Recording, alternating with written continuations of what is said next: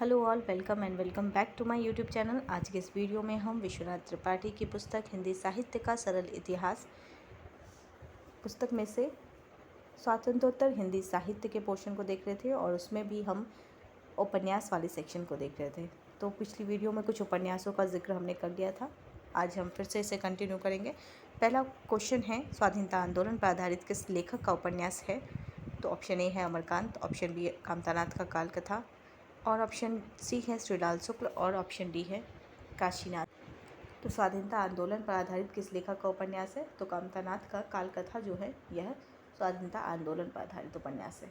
अगला प्रश्न देखते हैं। अगला प्रश्न है, अमरकांत का किस उपन्यास में स्वतंत्रता संग्राम को चित्रित किया गया है? ऑप्शन ए है आपका बंटी, ऑप्शन बी इन्हीं हथियारों से, ऑप्शन सी महाभोज, ऑप्शन डी दरवाजा। तो इस प्रश्न का सही उत्तर क्या होगा? इन्हीं हथियारों से अमरकांत की रचना है यह, और इस उपन्यास में स्वतंत्रता संग्राम को चित्रित किया गया है। अगला प्रश्न देखते हैं, लेकिन दरवाज़ा उपन्यास किस विषय पर आधारित है?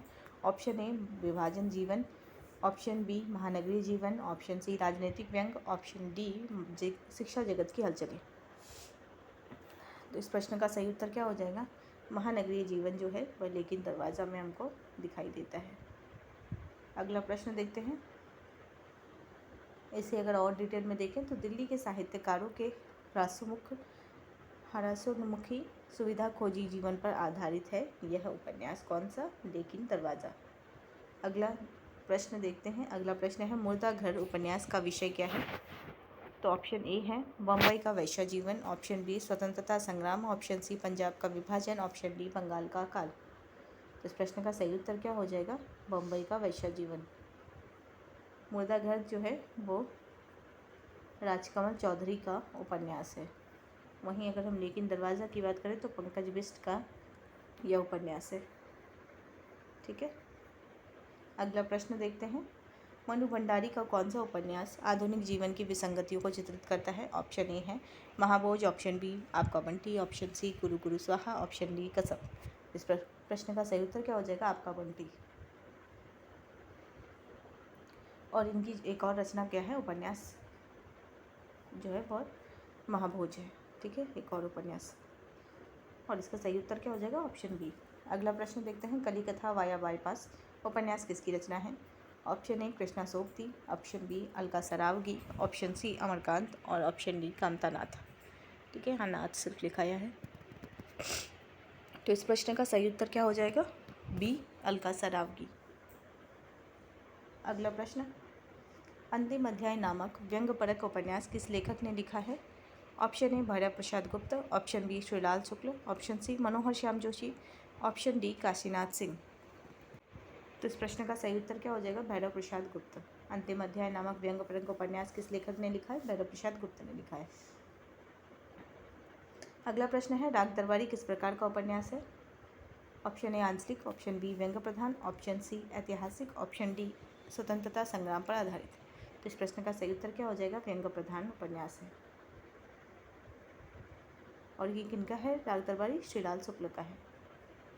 ठीक है। अगला प्रश्न देखते हैं, कुरु कुरु स्वाहा उपन्यास किस लेखक ने लिखा है? Option A Mohan Rakesh, option B Manohar Shyam Joshi, option C Kashinath Singh, option D Shrilal Shukla. तो इस प्रश्न का सही उत्तर क्या हो जाएगा? मनोहर श्याम जोशी। कुरु कुरु स्वाहा जो है वह मनोहर श्याम जोशी का है। यह भी व्यंग्य प्रधान उपन्यास है। अगला उपन्यास है कसब उपन्यास किस प्रकार की कथा है? ऑप्शन ए शिक्षा संबंधी, ऑप्शन बी क्षेत्रीय प्रेम कथा, ऑप्शन सी व्यंग्य उपन्यास, ऑप्शन डी स्वतंत्रता संग्राम।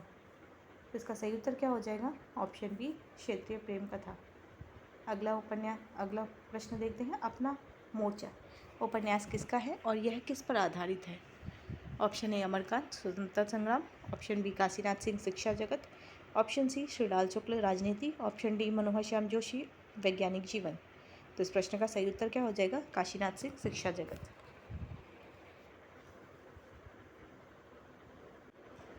अगला प्रश्न देखते हैं, जिंदगी नामा पंजाब के विभाजन पूर्व जीवन पर आधारित यह रचना है किसकी कृति है? यानी इसके रचनाकार कौन है? ऑप्शन है Krishna Sobti, option B Bhisham Sahni, option C Amrita Pritam, option D Mohan Rakesh. प्रश्न का सही उत्तर क्या हो जाएगा? कृष्णा सोबती जिंदगी नामा उपन्यास की लेखिका है। इस प्रश्न का सही उत्तर हो जाएगा कृष्णा सोबती। अगला प्रश्न है नई कहानी से संबंधित है। नई कहानियों के संपादक कौन थे जिन्होंने नई कहानी आंदोलन को परिवर्तित व प्रतिष्ठित किया और हिंदी को अनेक प्रतिभाशाली रचनाकार दिए। तो सबसे पहले जान लेते हैं नई कहानी आंदोलन जो 1955 के आसपास हुई थी, उसके बारे में यहाँ पे जिक्र कर दिया गया है प्रश्न में ही। तो इस प्रश्न का ऑप्शन देख लेते हैं, रेणु शिव प्रसाद, ऑप्शन सी भैरव प्रसाद गुप्त और ऑप्शन डी मार्कंडेय। तो इस प्रश्न का सही उत्तर क्या हो जाएगा, भैरव प्रसाद गुप्त नई कहानियों के संपादक थे और इन्होंने नई कहानी आंदोलन को परिवर्तित और प्रतिष्ठित कर अनेक प्रतिभाशाली रचनाकार दिए। अगला प्रश्न देखते हैं।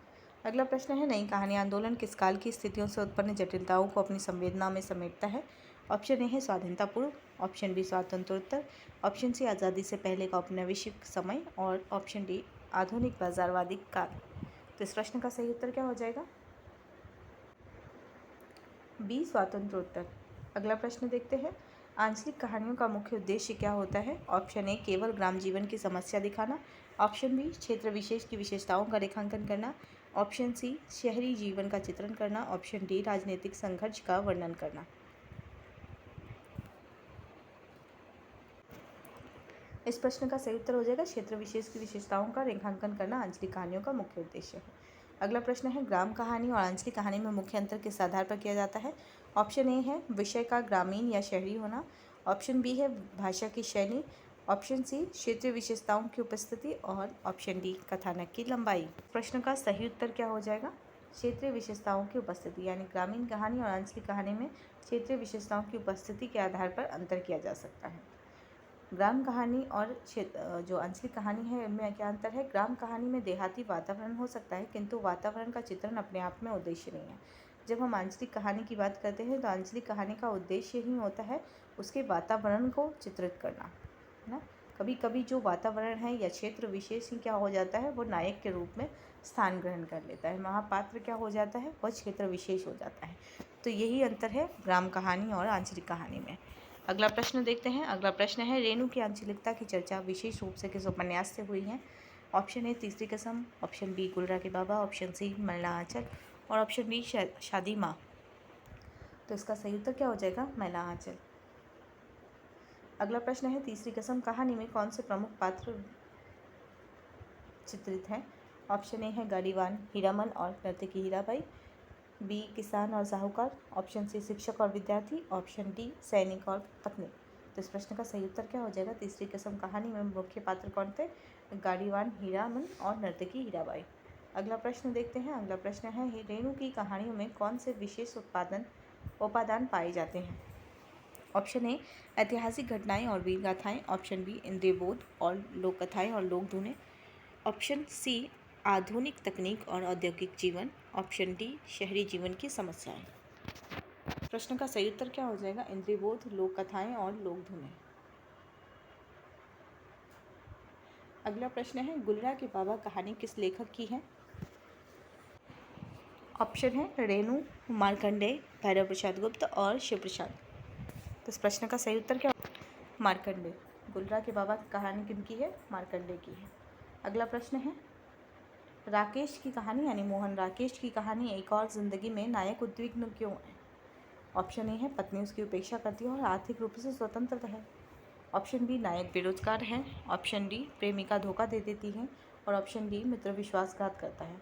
तो मोहन राकेश की कहानी एक और जिंदगी का जो पात्र जो है वह उद्विग्न इसलिए है क्योंकि उसकी पत्नी उसकी उपेक्षा करती है और आर्थिक रूप से वह स्वतंत्र है। ठीक है।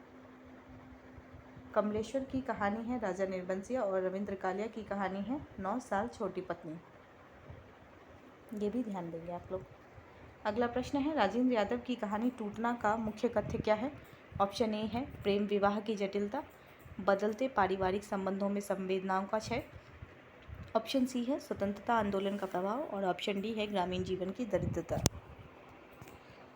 इस प्रश्न का सही उत्तर क्या हो जाएगा, राजेंद्र यादव की जो कहानी टूटना है इसका मुख्य कथ्य क्या है, बदलते पारिवारिक संबंधों में संवेदनाओं का क्षय।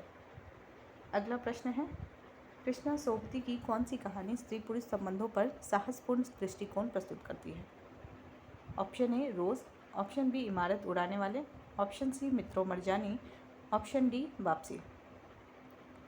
कृष्णा सोबती की कौन सी कहानी स्त्री पुरुष संबंधों पर साहसपूर्ण दृष्टिकोण से प्रस्तुत करती है? तो इसका सही उत्तर क्या होगा? मित्रों मरजानी, यानी option C is the correct answer.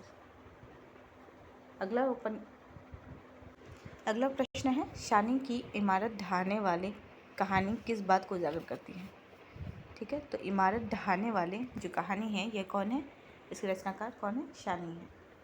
इस कहानी को में किस बात को उजागर किया गया है? ऑप्शन है परंपरागत मूल्यों के आसानी से टूटने का, दूसरा है स्वतंत्रता संग्राम की कठिनाइयों को, ऑप्शन सी है नारी जीवन की त्रासदी को, ऑप्शन डी है संयुक्त परिवार की महत्ता को। तो इस प्रश्न का सही उत्तर क्या होगा?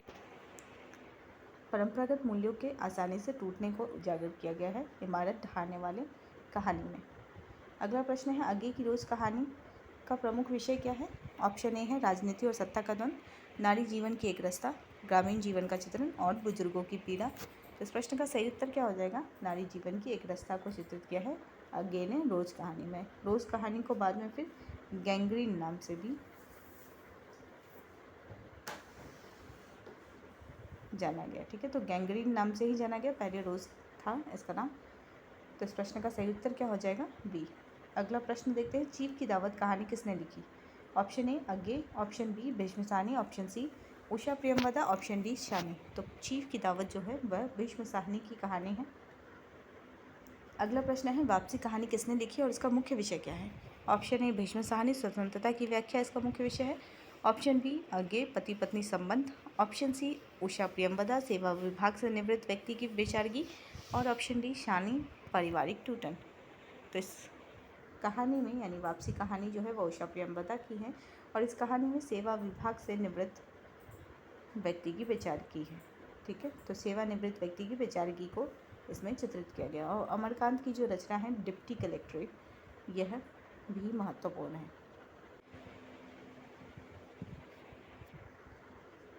तो वीडियो को यहीं पे एंड करते हैं, अन्य कहानियों को भी हम देखेंगे इसी प्रकार।